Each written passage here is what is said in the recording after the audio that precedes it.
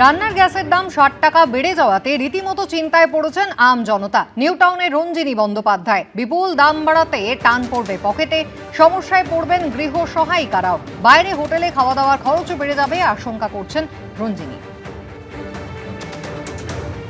Domestic ভাড়া আর industrial ভাড়ার মধ্যে তফাৎ আছে। ডোমেস্টিক ভাড়া মানে হচ্ছে আমাদের রান্নাঘরে খরচ বেড়ে যাওয়া, আমাদের রোজকার দৈনন্দিন খাবার খরচ, সেটা তো আমরা আর কমাতে পারবো না। তো সেই খরচটা যদি দীর্ঘমেয়াদী হয়, সেই খরচ বাড়াটা যদি দীর্ঘমেয়াদী হয়, তাহলে আমাদের কিছু খরচ কাটছাট করতে হবে। এছাড়া আমাদের যে গৃহ সহায়িক বা সহায়িকা আছে, তারাও তো সবাই এখন রান্নার গ্যাসই ইউজ করে। তো তাদের এনার্জি সোর্সটা কাঠের উনুন থেকে এলপিজিতে অলরেডি শিফট হয়ে গেছে, তো তাদেরও খরচ বাড়বে। এবং আমরা সবাই বাইরে খেতে যাই, খাবার আনাই, সুইগি জোম্যাটোর যুগে সবাই আনাই। তো আমাদের যে বাইরে খাবার খরচটা শুধু বাড়বে নয়, এরকম অনেকেই আছেন যারা ছোটোখাটো ব্যবসা চালান, বাড়িতে নিজস্ব কিচেন চালান, আমরা তাদের থেকে কিনি, তো তাদের খরচও বাড়বে। তারা কিছুদিনেই এই বাড়া খরচটা হয়তো অ্যাবজর্ব করবেন, কিন্তু তারপরে সকলেরই পকেটে টান পড়বে। পশ্চিম এশিয়ার যুদ্ধের আবহে এবার সত্যিই গেরস্থের কপালে চিন্তার ভাঁজ। সিলিন্ডার প্রতি গ্যাসের দাম বাড়ছে ৬০ টাকা করে। একটি সিলিন্ডার বুকিং করলে ২৫ দিনের আগে আরেকটি সিলিন্ডারের বুকিং করা যাবে না। আজ থেকে ঘরোয়া এবং বাণিজ্যিক রান্নার গ্যাসের দাম বাড়ানো হলো। সরাসরি আপনাদের নিয়ে যাব আমাদের প্রতিনিধি অরিত্রিক ভট্টাচার্য আমাদের সঙ্গে রয়েছেন। অরিত্রিক, প্রতিটা ঘরেই গ্যাসের প্রয়োজন তো থাকেই, একদিকে হচ্ছে সিলিন্ডারের দাম বাড়ছে, দ্বিতীয় সিলিন্ডার বুক করার ক্ষেত্রে ২৫ দিন অপেক্ষা করতে হচ্ছে এবং গতকাল আমরা দিনভর দেখেছি বারবার অনলাইনে বুক করার চেষ্টা করেও কিন্তু বহু মানুষকে ব্যর্থ হতে হয়েছে।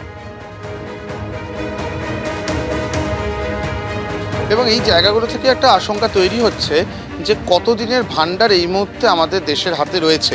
তার কারণ আমরা গতকালকেই দেখেছিলাম যে নতুন নিয়ম লাগু করা হয়েছিল, সেখানে বলা হয়েছিল যে ২১ দিনের আগে কেউ নতুন সিলিন্ডার বুক করতে পারবেন না। এক রাতারাতি একদিকে যেমন গ্যাসের দাম বাড়লো, অন্যদিকে সেটাও ২৫ দিন করে দেওয়া হলো। আর একটু স্পষ্ট করে বললে, বাড়িতে যেদিন গ্যাস ডেলিভারি আসছে তার ২৫ দিন পর থেকে নতুন গ্যাসের বুকিং করা যাবে। এবার গ্যাস সিলিন্ডার আসতে সচরাচর এখন ২-৩ দিনের মধ্যে চলে আসে। এখন এই পরিস্থিতিতে সেটা ৩-৪ দিন হবে কিনা এখনও পর্যন্ত সেটা স্পষ্ট নয়। অর্থাৎ মাসে একটি সিলিন্ডার পাওয়া যাবে এমন একটা পরিস্থিতি তৈরি করা হয়েছে। এবং তার সঙ্গে যেটা দেখা গেল যে গতকালকে সন্ধেবেলার পর যেটা জানা গেল যে গ্যাসের দাম বাড়ানো হচ্ছে। ঘরোয়া সিলিন্ডারের দাম যেটা 14.2 কেজির, সেটা ৬০ টাকা করে বেড়ে যাচ্ছে। সেটা গিয়ে এই মুহূর্তে অনেকটাই বেড়ে 939-এ গিয়ে পৌঁছচ্ছে। আর যেটা সিলিন্ডার যেগুলো ব্যবসায়িক কাজে ব্যবহৃত হয়, রেস্টুরেন্ট বা ক্যাটারার যেগুলো ব্যবহার করেন, সেগুলো কিন্তু প্রায় ২০০০-এর কাছাকাছি, ১৯৯০-তে গিয়ে পৌঁছলো ১৯ কেজি সিলিন্ডার। এবার মূল বিষয়টা হচ্ছে গ্যাসের দাম যেহেতু বাড়ছে, এই দাম শেষ বেড়েছিল গত এপ্রিল মাসে, তারপর কিন্তু ঘরোয়া গ্যাসের দাম খুব একটা বাড়েনি। এই পরিস্থিতিতে ৬০ টাকা বাড়লো এবং যেখানে আমরা জানি প্রতি মাসের ১ তারিখ গ্যাসের দাম রিভাইজ করা হয়, সেখানে যুদ্ধ শুরু হয়েছে তারপরে এবং সঙ্গে সঙ্গে গ্যাসের দাম বৃদ্ধি পেল। এখন যদি বিশ্ববাজারের দিকে তাকানো হয়, যেটা দেখা যাচ্ছে যে এই যুদ্ধ পরিস্থিতির আগে ক্রুড অয়েলের দাম প্রতি ব্যারেল পিছু ৭২ টাকার আশেপাশে ছিল, ৭০-৭২-এর মধ্যে ঘোরাঘুরি করছিল। সেটা ইতিমধ্যেই ৯০-তে গিয়ে পৌঁছেছে, অর্থাৎ প্রায় ২৫% কাছাকাছি একটা বৃদ্ধি হয়েছে। এবার যেটা প্রজেকশন, সেখানে মার্কিন গবেষণা যারা করছেন, আর্থিক গবেষণা যারা করেন, তারাই বলছেন যে এই দাম অচিরেই $১২৫ পৌঁছতে পারে। সেক্ষেত্রে শুধুমাত্র গ্যাস ছাড়াও পেট্রোল ডিজেলের প্রভাব পড়বে কিনা সেটাও একটা আশঙ্কার জায়গা। আমরা জানি বিশেষ করে ডিজেলের দাম বাড়লে শুধু যে পরিবহন খরচা বাড়ে না, মূল্যবৃদ্ধিটা একটা বড় প্রভাব পড়ে এবং সার্বিকভাবে সেটাই এই মুহূর্তে আশঙ্কার জায়গা। বিশেষজ্ঞ থেকে শুরু করে সাধারণ মানুষ সবাই যেটা বলছেন, মধ্যপ্রাচ্যের এই মুহূর্তে যে পরিস্থিতি, সেই পরিস্থিতিতে দাঁড়িয়ে রাতারাতি এই যুদ্ধ পরিস্থিতি বন্ধ হয়ে যাবে বা পরিস্থিতি স্বাভাবিক হবে এমন আশা কিন্তু খুব একটা করা যাচ্ছে না। বিশেষ করে যে যুযুদান দুই পক্ষ যেভাবে প্রত্যেক দিনই আমরা দেখতে পাচ্ছি অস্ত্র শানাচ্ছে, একে হামলা ঘটনা ঘটতে থাকছে এবং সেই জায়গা থেকে হরমুজ প্রণালী থেকে শুরু করে বিভিন্ন জায়গায় যে প্রভাবগুলো পড়ছে, তার ফলে এই পরিস্থিতি খুব দ্রুত স্বাভাবিক হবে কি হবে না সেটাই একটা বড় প্রশ্নের জায়গা।